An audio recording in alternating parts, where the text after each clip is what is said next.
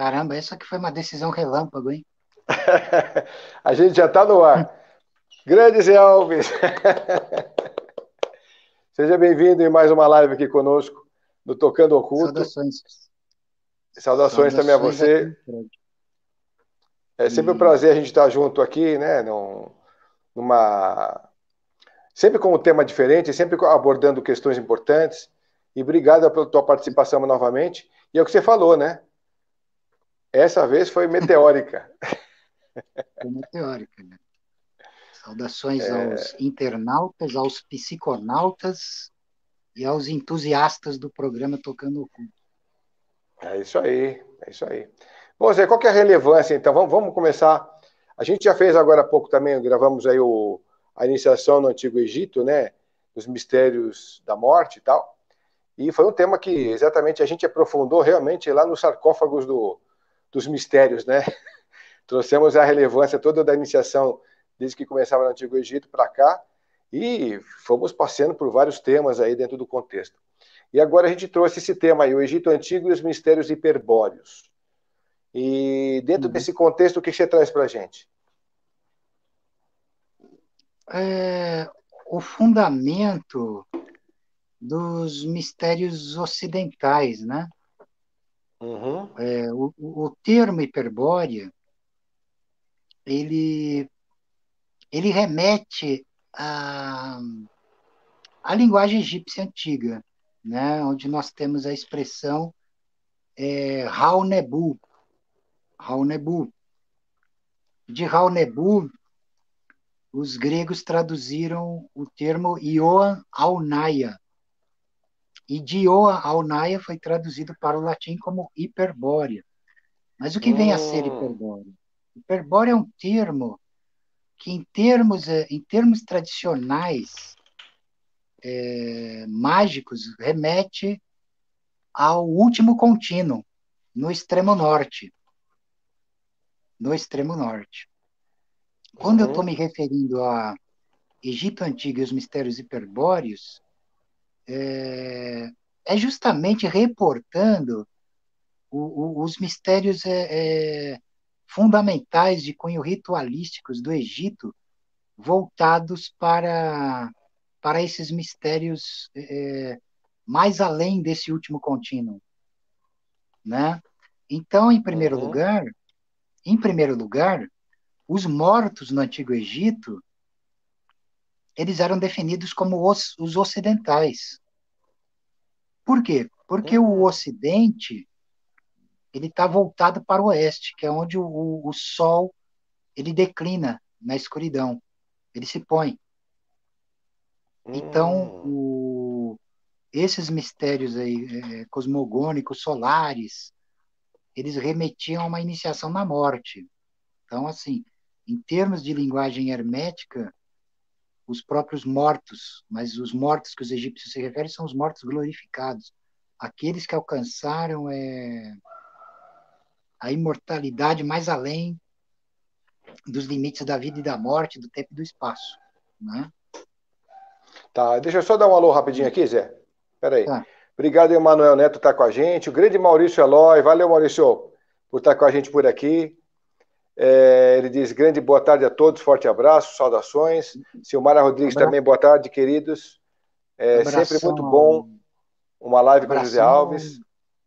abração ao Maurício, a todo o pessoal da revista Alfa, né, que está ressurgindo através das nebulosas espirais, né? É uma revista de ufologia da qual eu faço parte, e eu já Muito publiquei um legal. artigo, né?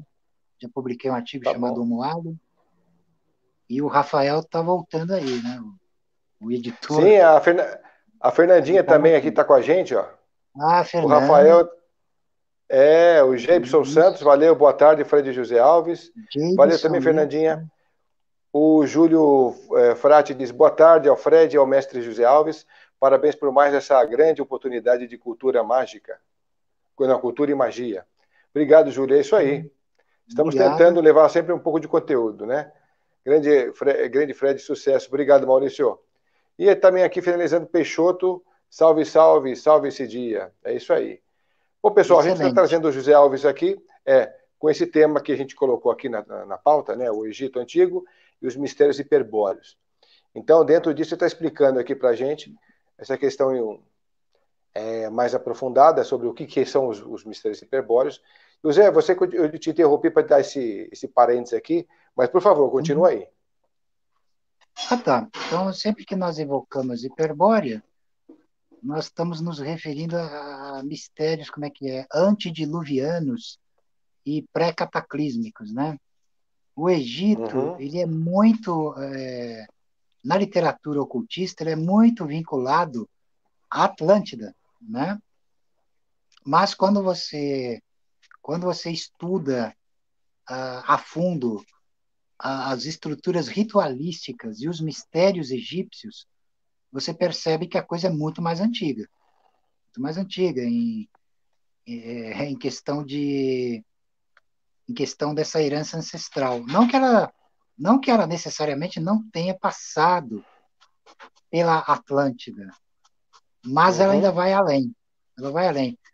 Justamente pelo eixo do fundamento egípcio ser um tempo antes do tempo, um tempo entre tempos e um tempo sem tempo, ele consegue a evocação, né, e a reificação dessa ancestralidade toda, de forma global, num estado de presença imediata, né?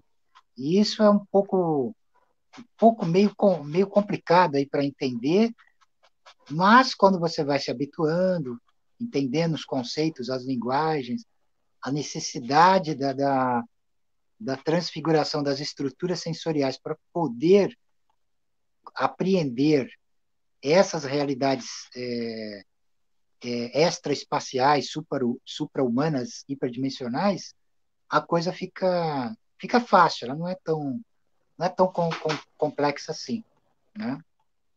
tá. O Gibson fala assim: os mistérios hiperbóreos estão também inseridos nas civilizações mesopotâmicas?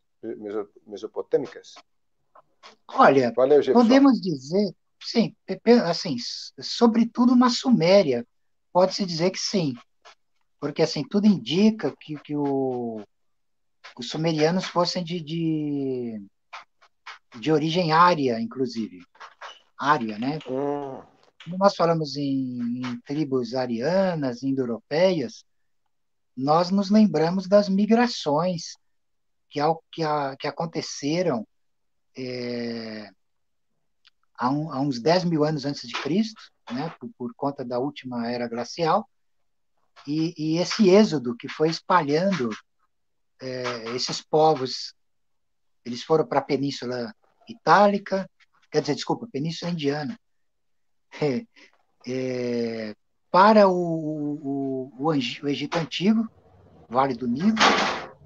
Então, existe sim. Se você vai pegar também como é que se diz, o andamento da herança mágica mesopotâmica, sobretudo sumeriana, porque aos sumerianos sucederam outros povos também, né? Os babilônios, os assírios, os caldeus, algumas etnias que eram semitas, não eram indo-europeias, né? uhum. Então, dá para se fazer um link, sim, dá para se remontar a essas eras pretéritas, né? Dos mistérios de Thule, que é a capital, é o centro hiperbóreo primordial, e, e depois através das civilizações posteriores, né? Que são posteriores à Atlântida. Quando nós também nos referimos a essas civilizações, é interessante é interessante pontuar o seguinte esclarecimento. Ah, essas civilizações de caráter pré-humano, por assim dizer, elas estão, elas estão num âmbito de uma linguagem mítica implícita às estruturas dimensionais espaço-temporais que a historiografia oficial lida. Então, para a arqueologia oficial, para o ensino acadêmico, isso aí não tem a menor relevância. Não tem a menor relevância. Para eles, eles colocam isso no plano do mito e do hipotético. Não tem como é que se diz? Está fora da mensuração científica, né? Tá, então, uma coisa não invalida nenhuma nem outra, tá? O conhecimento acadêmico, o conhecimento arqueológico, a, a paleontologia, a arqueologia, elas são fundamentais para os nossos estudos, mesmo para os estudos míticos também, de exploração dentro de campos propriamente mitológicos. Agora, essa outra forma de percepção, ela também não é menos válida. Ela não é menos válida, porque ela lida com aquilo que nós colocamos, aquele mistério que nós situamos do outro lado do espelho, fora do tempo e do espaço, numa dimensão implícita, né? Como é a abordagem das tradições, como é que é, orientais, tibetanas, ou mesmo da própria teosofia, com Helena Blavatsky descrevendo a chamada Ronda das Sete Raças e tal. Então, é esse Uhum. debate que nós estamos abrindo aqui, tá? Legal. Sobre, Ô, sobre, Zé, sobre hum, quando os mistérios atlantes foram internalizados, vamos dizer assim, quando houve aquele cataclismo que afundou a Atlântida, os mistérios todos foram junto com os deuses para baixo, né? Certo? E muita coisa estava ligada aos mistérios egípcios. Engraçado que o Egito está sempre em evidência. Quando você fala sobre os anos ocultos de Jesus, muitos dizem que ele foi estudar no Egito durante um hum, bom tempo da vida dele, lá junto com os essênios e tal. Aí você fala sobre Atlântida, tem toda a internalização dos mistérios também junto com os deuses para dentro, muita coisa ligada ao Egito. Então quer dizer que o Egito sempre foi o pai, né, dessa história toda, e a mãe, a Índia, foi a mãe, e o pai é o Egito, né? A história é, do mundo moderno e o mundo antigo ao mesmo tempo, né? eu acho essa expressão que você colocou, eu acho ela poeticamente muito válida, assim, porque a importância da Índia e do Egito é fundamental, justamente nesse link com coisas mais antigas, tá? Agora, Uhum. tirando a questão, por exemplo, da leitura nos chamados registros acágicos e tal,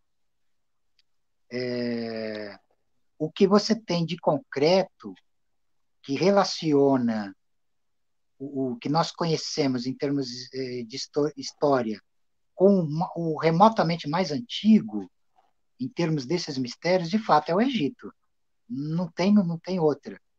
Não tem outra. Ali você de fato encontra como é que é, material mensurável, comprovações e tudo mais, que aponta para coisas mais antigas, de fato. Os próprios egípcios, eles têm nos textos das pirâmides referências a terras que submergiram ao oeste, né, há milhares de Uhum. anos, da onde os seus ancestrais teriam vindo, né? E o É. sistema egípcio, ele compreende uma memória de sangue, uma questão muito forte na memória de sangue.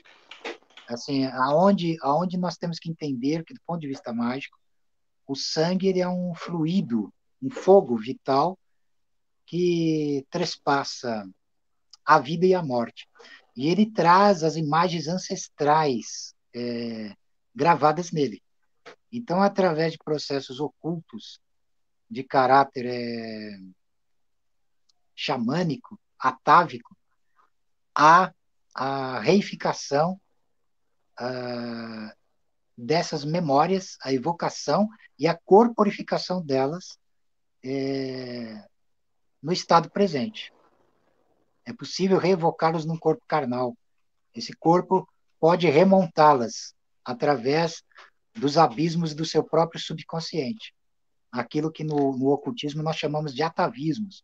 Atavismo é a palavra que significa regresso à origem remota. Então, existem dois níveis. O nível humano, que leva a uma linha de ancestralidade humana até as suas origens primigênias. E tem o nível pré-humano, que vai mais além, onde você reevoca formas formas sagradas bestiais teriomórficas, com altíssimo conteúdo de conhecimento iniciático. Isso é próprio do xamanismo, como já abordamos aqui.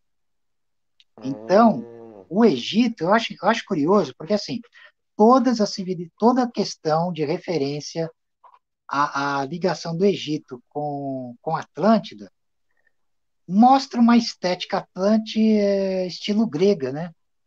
Estilo grego. Agora, nós sabemos que a Grécia vem depois do Egito e que o Egito era muito mais avançado que a Grécia enquanto civilização, a ponto de ter influenciado a Grécia em muitos aspectos, né? Em muitos aspectos.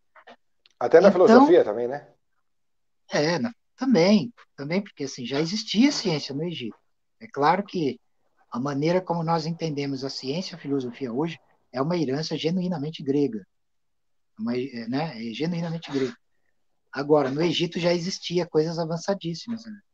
É impossível você erguer pirâmides e templos monumentais sem ciência, cara. Lógico que tinha uma ciência ali. Matemática, geometria. A geometria surgiu no Egito. Né? Então, o, o Egito, é como eu falei, ele tem elementos implícitos nos seus mistérios ritualísticos, voltados até para o mistério da morte, para o mistério do Ocidente e tudo mais, que são implicitamente hiperbóreos, mais além, mais antigos do que a própria Atlântida. Embora a própria Atlântida, quando nós estudamos o mito da Atlântida, seja por Platão, ou seja pelos autores que vieram depois de Platão, o autor que torna o assunto da Atlântida uma verdadeira febre até hoje foi o Ignatius Donnelly, com o livro O Mundo Antediluviano. Esse livro aí que causa toda essa, essa busca moderna pela Atlântida submersa.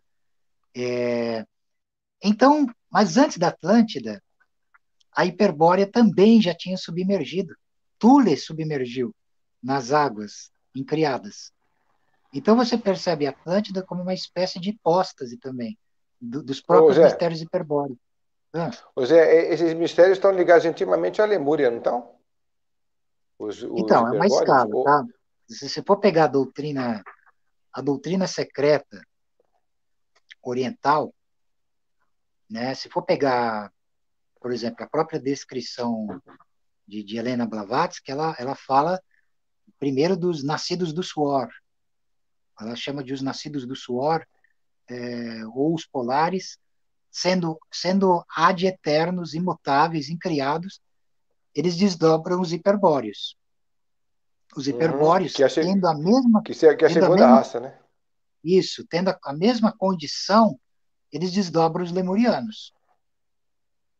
Os Terceiro lemurianos, dia por da sua criação. vez, desdobram os atlantes.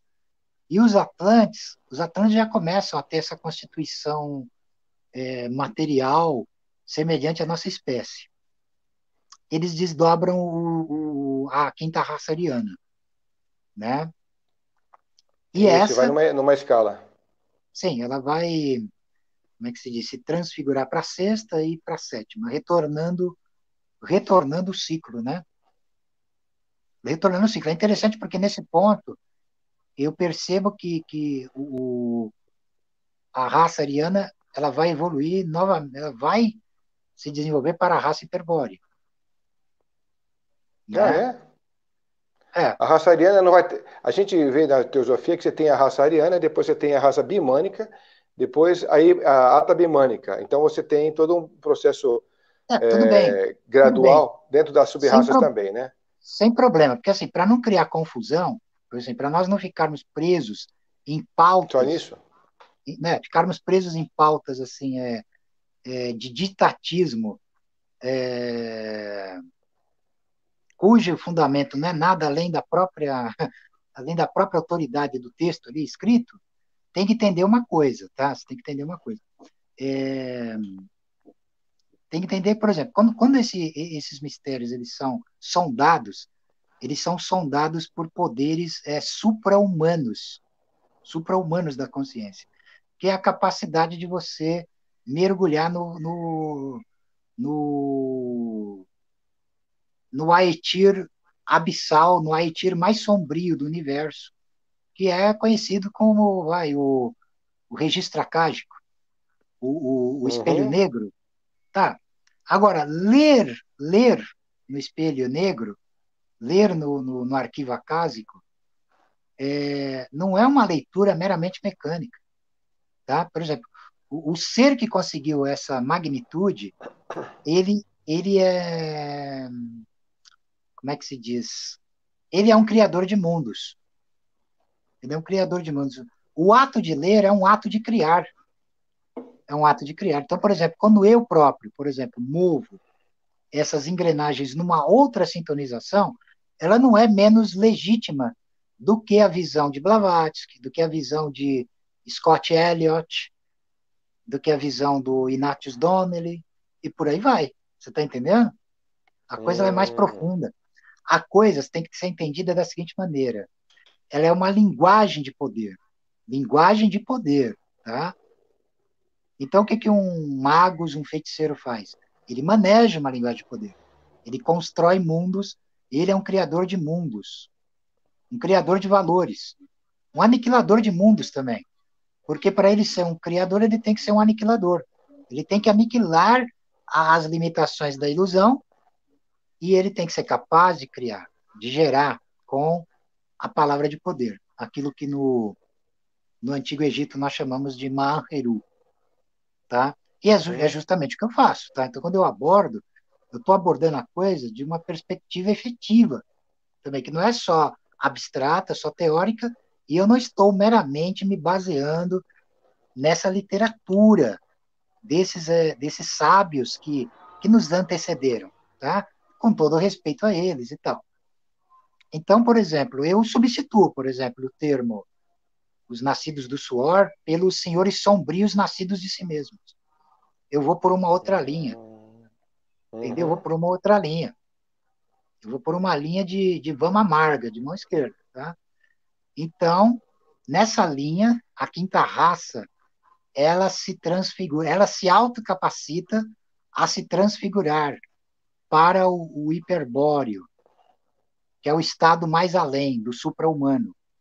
E do hiperbóreo, ele retorna ao estado dos senhores sombrios nascidos de si mesmo, autogerados. Então não está errado também o que eu estou falando, tá? Antes que algum espertalhão ele venha com tudo para cima de mim, me esfregando diplomas, diplomas e como é que é, abstrações e doutrinas dogmáticas, eu deixo isso aberto, tá? Ele pode, logicamente, defender perfeitamente a sua crença pessoal, Colocação. mas eu estou pontuando aqui a coisa de um ponto de vista bem mais pragmático, tá? Jamais, Tá. jamais rechaçando, logicamente, a leitura do que nós temos à disposição, porque assim cabe a nós fazermos julgamentos. Eu sou um ser que também uso o meu livre-arbítrio o tempo todo. Eu não sou um mero macaqueador, não sou aquilo que os antigos egípcios chamavam de macaco de Tote. Então, isso tem que ficar claro. Tá? Ficando claro, fica mais fácil do entendimento e o debate fica aberto e ele fica, como é que se diz, rico e saudável para todas as partes interessadas, né? Sem estar aqui induzindo nenhum tipo de, de, de pensamento, digamos, a priori, tá? Então é isso. Tá. Ô Zé, a gente tem várias pessoas aqui fazendo pergunta, eu acho legal a gente já também dar uma Tá? sequência nelas. É só uma Obrigado ao pessoal que está então, entrando.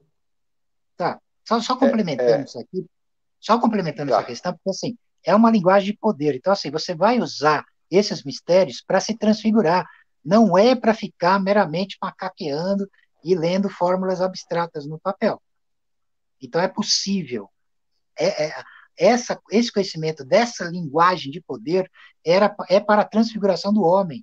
Você não precisa ficar esperando passivamente que essas escalas monumentais cíclicas, macrocósmicas aconteçam, sendo que você pode, como um magus verdadeiro, operá-las em si e alcançar a transfiguração. É para isso é isso que interessa e é para isso que serve, entendeu? Uhum. Então, o meu debate é sempre focado para isso aí. Eu não vou ficar perdendo tempo com debates que, assim, eles já são, como é que se diz? Eles já estão em abundância disponíveis. Daqui para frente, nós instauramos essa discussão, a discussão pragmática.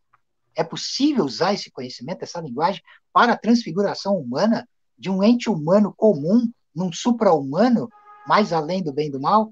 É essa questão que eu coloco, é essa questão que eu abro. Muito Entendeu? legal. A gente tem. Bom, pessoal, vocês estão perguntando, aguentem mais um pouco, que eu vou começar aqui também agora daqui para frente com o Rafael Gualdino, que ele pergunta o seguinte, Zé, ó.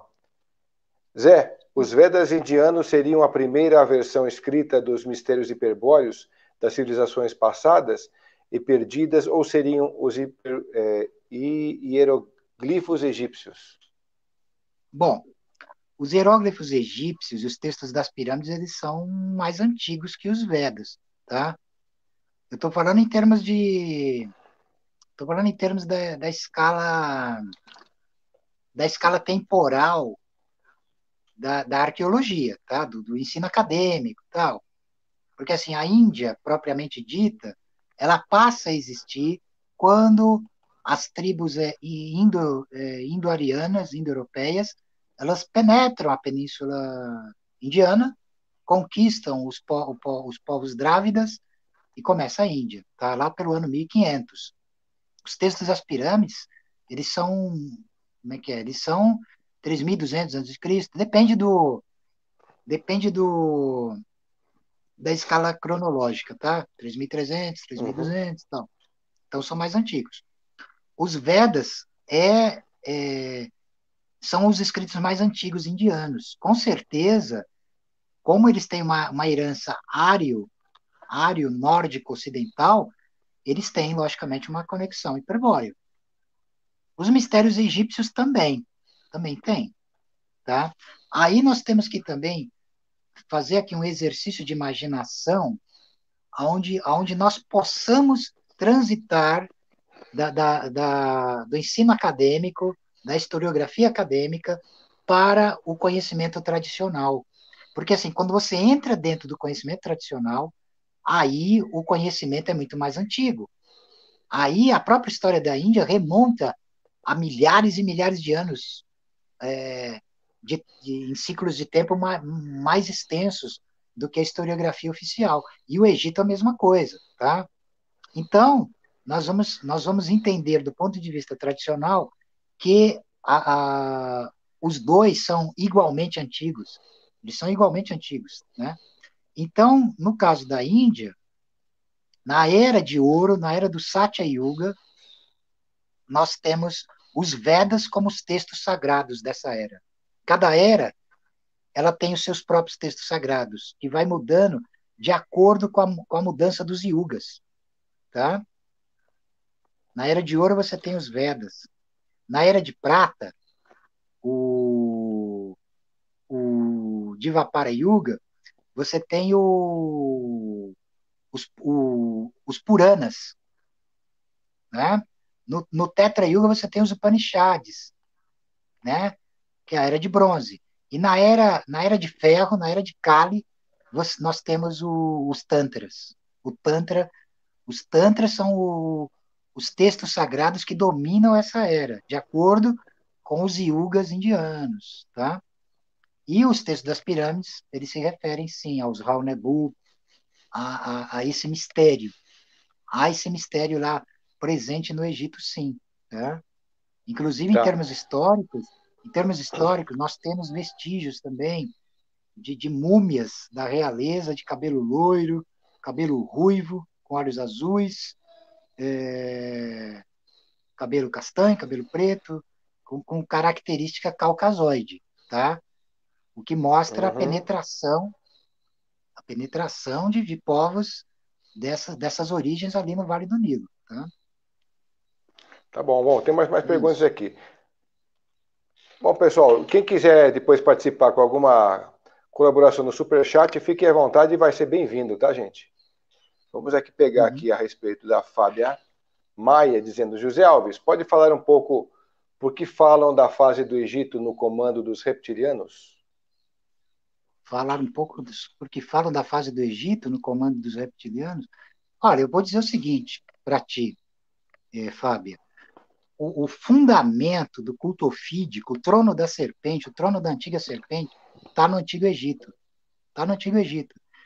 Nesse sentido, o Egito Antigo ele tem total e absoluta vinculação ao que hoje são chamados de reptilianos, tá?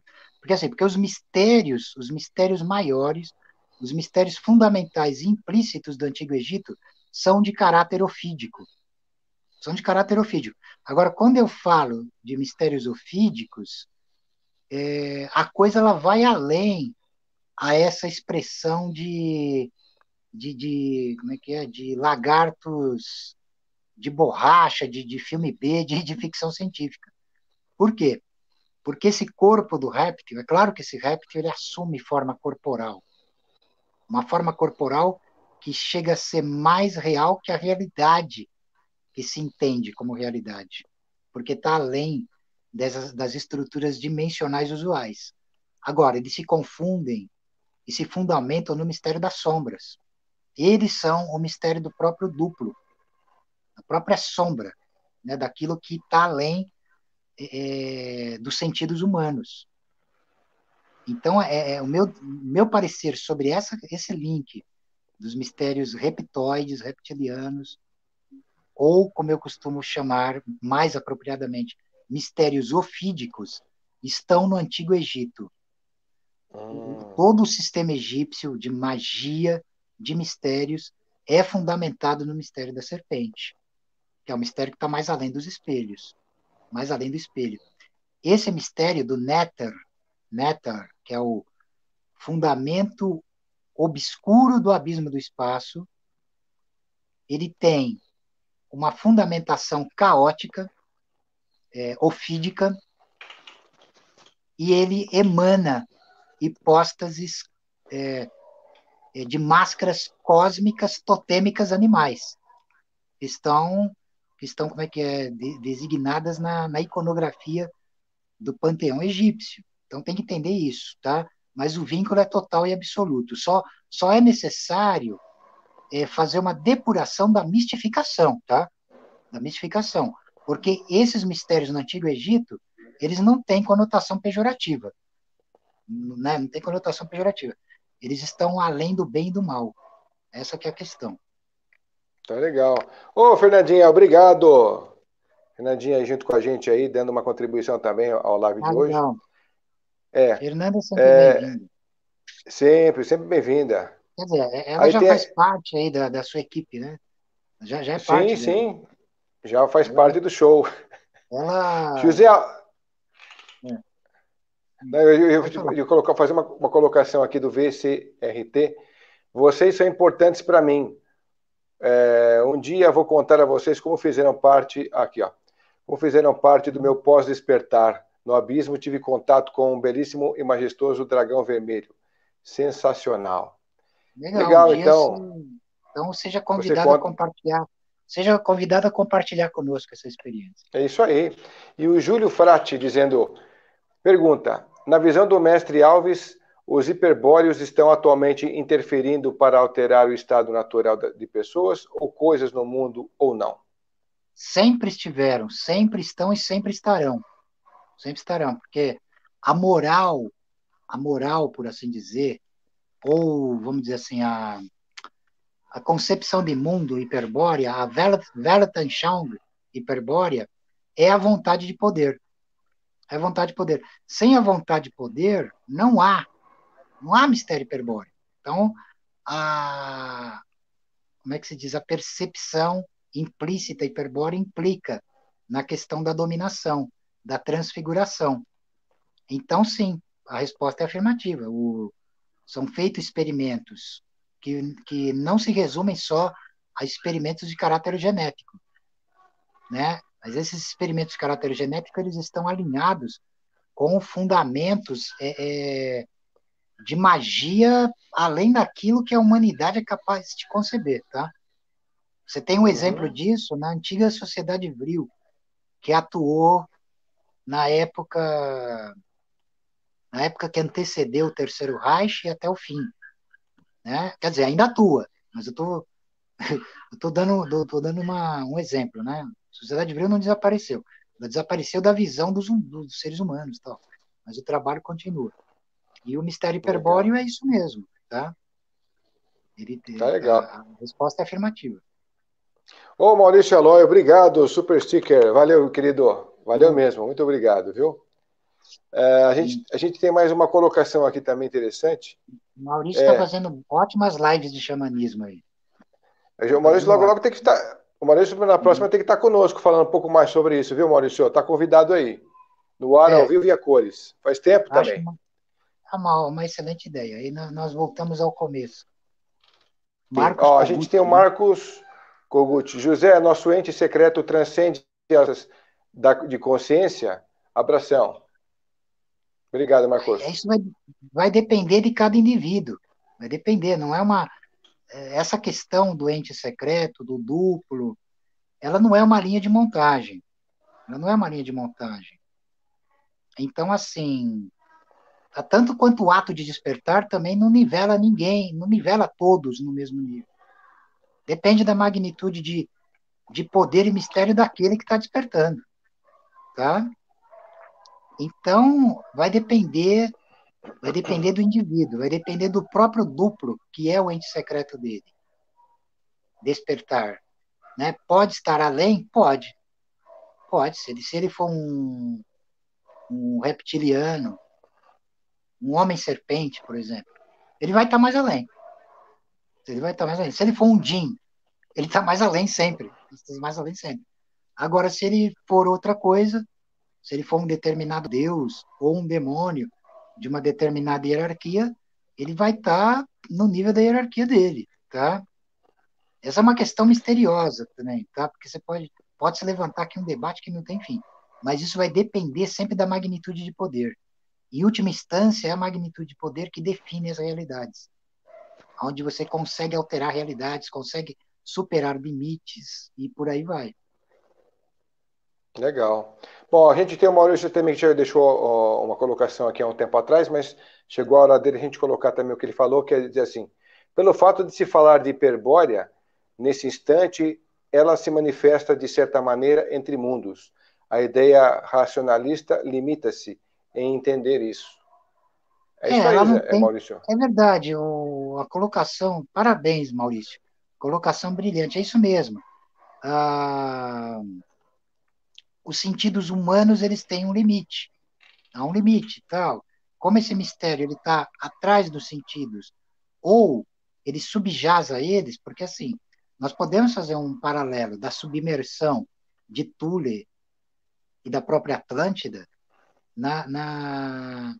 como é que se diz, nos abismos oceânicos do inconsciente humano. Então, aqueles que conseguem mergulhar nesses abismos e trazerem informações, não só trazerem as informações, mas corporificá-las, evocá-las, materializá-las, são os feiticeiros. São feiticeiros, são magos, né? No mínimo, são magos com essa capacidade. Então, esses seres que fazem isso, geralmente são os próprios hiperbóreos, voltando, né? Retornando, reativando os mistérios, e ela se apresenta, mesmo quando ninguém vê, ela também tá ali, né? Há um alinhamento que se faz presente, mas ele só é alcançado por aqueles que transfiguraram suas estruturas sensoriais no alinhamento do entendimento. Para parafrasear o H.P. Lovecraft, esses mistérios só são compreendidos por aqueles cuja mente é composta pelo gás das nebulosas espirais. É uma excelente resposta para definir esse mistério, né? Pois é. A gente também tem outras aqui, ó. É, olha só. O Andreus Apophis, é isso, né? Saudações, Andrews Fred e Apophis, José Alves. Poderia falar sobre luciferismo egípcio? ótimo. Andrews é um grande amigo meu lá do Rio. Abraço vigoroso do K. Abraço, É isso aí. o abraço da força e do fogo, da criança coroada e conquistadora. É, o luciferismo egípcio, ele existe. Se for usar essa expressão, porque assim, nós vamos associá-lo com mistérios de fundamentação setiana, tá? Assim, para ficar um pouco mais fácil correlacionar esses mistérios com o Antigo Egito, nós podemos comparar Sete com Satã, ou Shaitan, e Lúcifer com Horus, tá? É uma, é uma, é uma intercambiedade interessante, onde esse Horus, que é o Horus vermelho, que em termos telêmicos atuais é conhecido como Ra-Urkuit, o senhor da força e do fogo, a criança coroada e conquistadora, né? Ele abre caminho para o Senhor do Silêncio, Ur-Parkrad, que é um dos nomes do Senhor do oculto Deus sem face, do Deus oculto, tá? Então existe essa correlação, essa intercambiedade, onde Sete está sempre oculto nas trevas impenetráveis e onde esse Horus vermelho, luciférico, ele, ele se manifesta como Senhor da Guerra, arrebentando os obstáculos, abrindo os caminhos, tanto internos quanto externos, tá? Sempre entendendo dessa maneira. Mas é Bom, um a gente também conhecimento tem uma muito outra rico. colocação. Uhum. Tem uma pergunta também do Alan Santos. Zé, poderia falar um pouco sobre Shaktismo? Bom, pessoal, lembrando que a gente tem mais alguns 20 minutos pela frente. A gente vai depois Tá. dar uma encerrada nessa live, mas o Zé vai responder mais umas 3 perguntas que estão por aqui. Né, Zé? O termo, ele se refere a Shakti, né? É isso. Shakti é um termo indiano que vem do Tantra, da antiga tradição tântrica da Índia, que poder.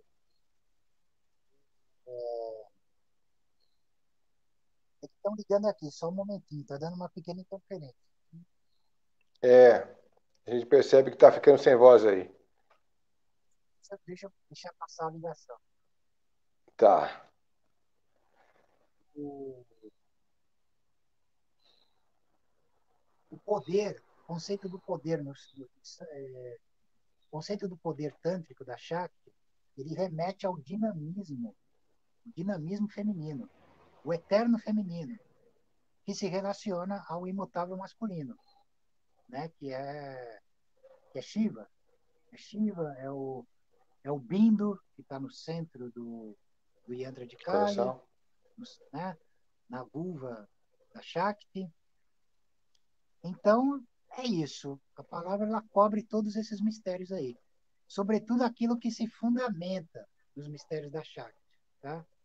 Quando a Tá. Shakti é o instrumento. Tá. Fala Deixa, alguma coisa. deixa, Hum, deixa eu te falar, deixa eu te perguntar, que você já encerrou esse teu comentário? Não quero te interromper aí. Só para. é que agora o seu som baixou. Meu som? É, Alô? E aí? alô? Eu estou aqui, estou te ouvindo bem. O pessoal acho que também tá.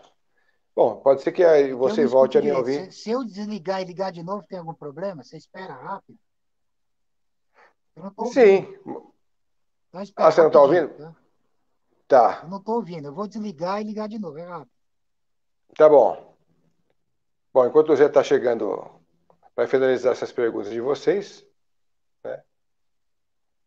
Ô, Maurício, obrigado mais uma vez. Ó, pessoal, só posso agradecer aqui quem pode contribuir aqui com a nossa live para poder levar um pouco mais de tempo para a gente poder estar abordando temas importantes. Obrigado sempre quem pode fazer isso e o faz.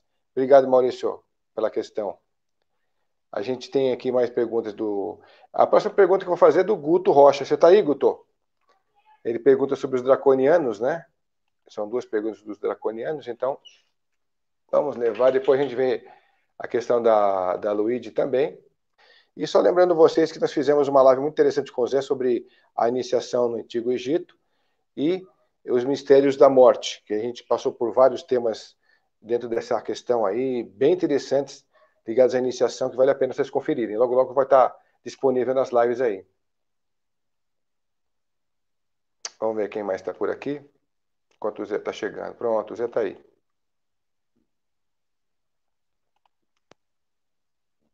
Ué, o Zé sumiu.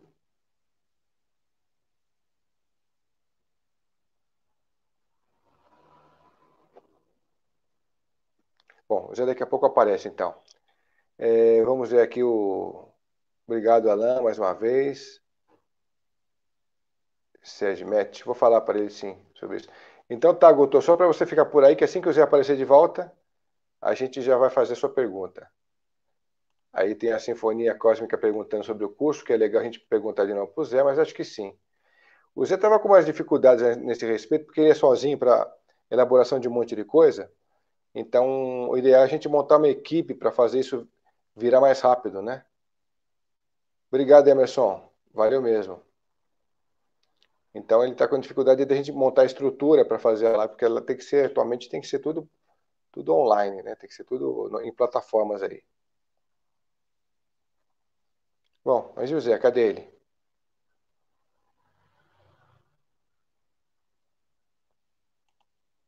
Ótimo trabalho que disponibilizam a nós, queridos Fred e Zé. Parabéns, valeu. A gente acaba dedicando um tempo mais aqui, Alan, para a gente poder levar um pouco mais de conhecimento. O Zé tem uma estrutura diferente de conhecimento que eu já percebi dos demais. Ele não só tem a leitura, que ele pega e arquiva isso muito bem, e grava em conceitos, em nomes, em locais e tudo mais, mas parece que essa questão dele tá junto com o duplo dele, trazendo informações que são essenciais, né? É uma característica própria dele. Tanto é que a gente pode ver que ele não para, né? Ele é um Ademar Ramos de uma outra vertente aí, né? Preciso ir, amigos. Estou em um bar. Saudações, indo para casa. Parei aqui para assistir vocês um pouquinho. Forte abraço. Logo estarei com vocês. Obrigado, Maurício. Valeu aí pela sua força, pela sua intervenção positiva. E vamos estar junto aí numa outra live. Agora a gente vai discutir um tema que você pode trazer para a gente com mais abordagens diferenciadas, né? E sempre somando, sempre contribuindo. Obrigado mesmo, Maurício. O Zé ainda não veio. Aqui a gente está falando sobre Sinfonia Cósmica. Fred, parabéns por dar espaço a quem merece e precisa ser ouvido. Pois é, gente, a gente sempre tenta fazer. Bom, o Zé de volta. Voltei. Aê, agora sim, Zé. Pronto, pronto. Bom, Perdi então, uns minutos o aí, né? Maurício o Maurício precisa se ausentar, enquanto isso eu falei um pouco com eles aqui. E aí a gente tem agora uma pergunta aqui Uhum. do Guto. Deixa eu ver onde que está aqui a pergunta. Ó, o Guto pergunta sobre draconianos em duas partes. Draconianos são os humanoides superiores e draconianos são os reptoides superiores? Os draconianos são reptoides superiores? E humanoides superiores também? Porque assim, humanoide, quando você está falando humanoide, você está se referindo a um ser que não é humano necessariamente, mas ele tem a forma antropomórfica, né? Esses seres, Sim, eles aparecem dessa forma. É evidente que eles são superiores, é evidente que são superiores à espécie humana, né? Assim, seres que estão além do tempo e do espaço, que controlam a estrutura molecular da matéria, opa, estão no patamar superior, com certeza, tá? Não querendo se tá. estender muito, porque a gente tem pouco tempo, né? A gente vai ter mais perguntas pela frente. Então Sim, depois quem quiser ter mais sim, detalhes aí, é só para entrar em contato com o Zé. A gente vira e mexe e deixa sempre as perguntas, o telefone dele para contato. Aí vocês sim. fazem isso pessoalmente com ele. A gente tem aqui a pergunta também da Luíde Mendes, dizendo: a grande serpente seria uma consciência mágica universal que fornece os recursos mágicos para se libertar da prisão da Terra? Ou é a própria consciência que aprisiona o ser? Boa pergunta, Luíde. Uma boa pergunta, mas assim, primeiro que a grande serpente, ela não é só isso, não é só a consciência mágica universal, embora ela tenha esse poder onipresente, né? Também Uhum. está em tudo, ao mesmo tempo que está oculta. Agora, tem que entender uma coisa: a serpente, ela é ambígua, ela maneja o bem e o mal, ela maneja o bem e o mal. Então, ela, ao mesmo tempo que ela é demiúrgica, ela também está além do demiúrgico, entendeu? Acho que é uma maneira melhor de entender, porque assim, você entrar no alinhamento da serpente é você, como é que se diz, estar preparado para suportar golpes e desnudamentos de realidade, tá? Porque é assim que a coisa vai. A coisa não fica fechada num esquemazinho certinho, protocolar, que desde que você pratique vai dar certo. Não. O negócio é tortuoso, né? Porque a serpente ela é o hieróglifo supremo do caos, é a personificação do caos, daquilo que está além do cosmo, do próprio entendimento, né? Então é isso, né? Para não me estender muito também, se tiver mais curiosidade sobre isso, é só ligar para mim pessoalmente, que a gente entra Isso. numa conversa mais profunda sobre isso. Tá. É, aqui tem uns depoimentos muito interessantes das pessoas que realmente acham a importância do nosso canal, né, de levar esse conhecimento através de você nas lives e tal, né? Eu fico muito lisonjeado por vocês também participarem dizendo isso, porque a gente simplesmente abre o espaço, né? E a gente espera que a gente contribua de alguma forma. E quando vocês respondem isso, a gente sente que esse trabalho não é em vão, né? Tem várias pessoas dizendo isso. Agora tem uma pergunta aqui sobre checkmate, é, Uhum. e tem outras aqui também falando sobre, quer ver? Checkmate já tinha falado. A deusa Sérgio Med também. Sekhmet, né? É, Uhum. a Sinfonia Cósmica. E o curso vai acontecer, Zé? Aí o Zé depois Vai, vai responder para vocês também, né? assim. E o Zé vai precisar montar uma equipe, né? Zé está falando para eles aqui, você, como agora tem que ser tudo online, com plataformas, então eu vou deixar o telefone do Zé aqui também, para quem quiser depois estar junto nessa história, porque o Zé vai precisar de uma equipe para montar isso, uma plataforma, para ele direcionar o curso, para ele estar junto. Quem quiser contribuir nesse sentido vai ser muito bem-vindo. Né? Então, acho que vai ser Uhum. muito bem-vindo e muito importante, inclusive. Aqui tem uma pergunta. Ih, caramba. Cadê? Muito Aqui bem. tem a pergunta do Júlio. Quais são os Júlia sinais Telefone. característicos peculiares e marcantes dos hiperbóreos possíveis de identificar nas pessoas no dia a dia? Sinais? Bom, o sinal, assim, são sinais de caráter, no mínimo, luciférico, tá? São caráter, assim, de uma audácia sobre-humana, de uma envergadura, né? De uma potência de vontade além dos limites. Essas sempre são as marcas, tá? Que, às vezes, mesmo que a pessoa necessariamente não saiba, ela pode trazer essas marcas, pode, inclusive, despertá-las, né? Mas ela vai sempre nesse caminho aí, nesse caminho aqui, nós chamamos na tradição, nós chamamos esse caminho caminho da antiga audácia, que é o caminho luciférico, né? Luciferino, né? Tal. Daí para frente, né? Não se restringe aí ao luciferismo, mas já o início dele já é isso, já começa por aí. Tá. Então Ou se esses for, são os sinais. Sinfonia Cósmica tá aí o telefone do Zé, e não só para você, mas para todo mundo que quiser depois fazer contato com ele, para Uhum, organizarem juntos esses cursos, essas palestras também, para ver as infraestruturas necessárias para fazer a coisa rolar e rolar logo.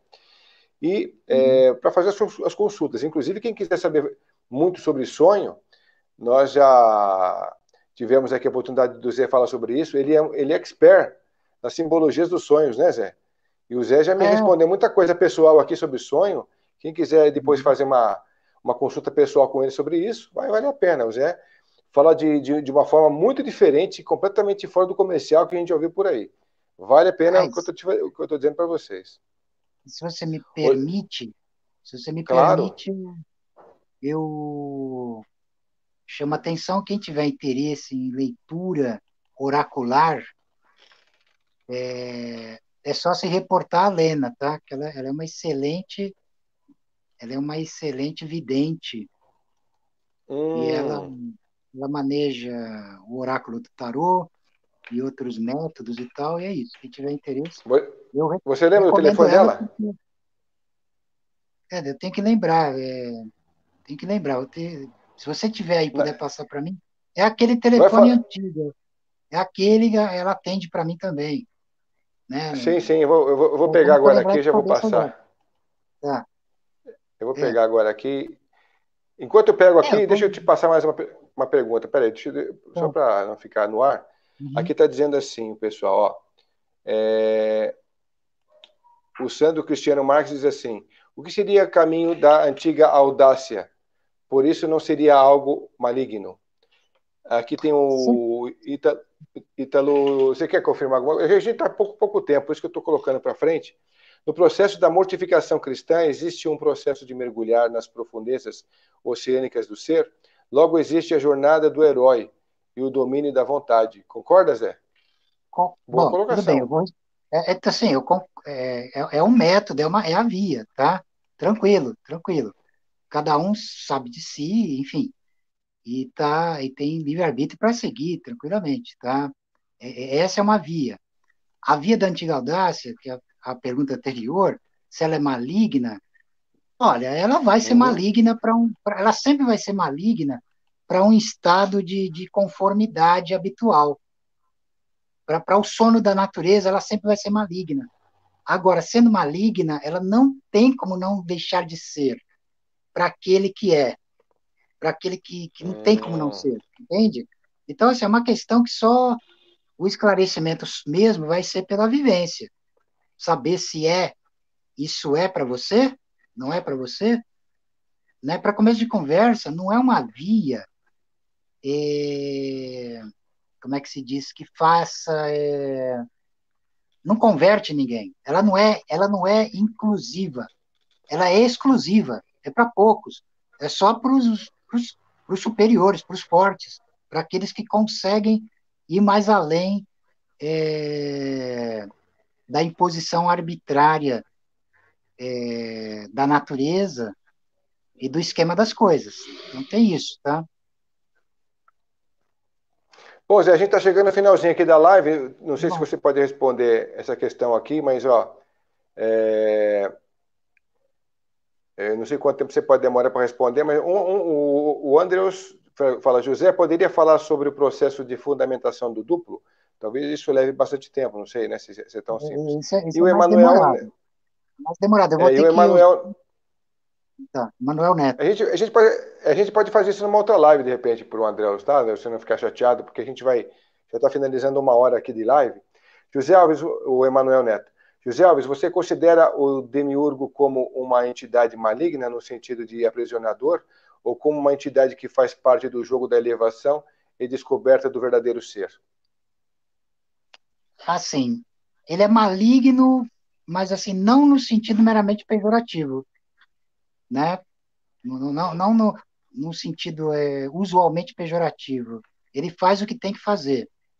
E ele realmente faz parte desse esquema gnóstico de despertar e tal, vai envolver essa figura sempre. Agora, existe uma abordagem que eu percebo que é mais basicamente religiosa, e tem outra abordagem que é de caráter mágico, aonde os meandros vão ser entendidos mais apropriadamente. Por quê? Porque o Magus, quando ele atravessa o abismo, ele adquire a maldição do grau. A maldição do grau, que na verdade é uma bênção, na qual a verdade do Magus é a ilusão para o mundo. Então, quando o Magus derrota o Demiurgo, ele se torna o Demiurgo. Basicamente, o jogo vai por esse caminho aí. Né? Tá bom. Bom, Zé, a Mas, gente está assim, finalizando aqui uma hora de live aqui, acho que foi legal, o pessoal já viu que tem likes aqui, né, Pessoal, eu Legal. quero muito que vocês divulguem o canal, divulguem essa informação, divulguem para quem vocês quiserem divulgar esse conteúdo, porque quanto mais longe chegar, melhor para todo mundo, porque a gente pode depois esticar esse tempo, pode esticar, fazer de formas diferentes. Então, a gente sempre quer possibilitar as coisas de uma forma mais intensa. Então, a gente não faz uma coisa só rasa. Então, por isso que a gente dá 1 hora, 2 horas, dependendo do tema que a gente for abordar.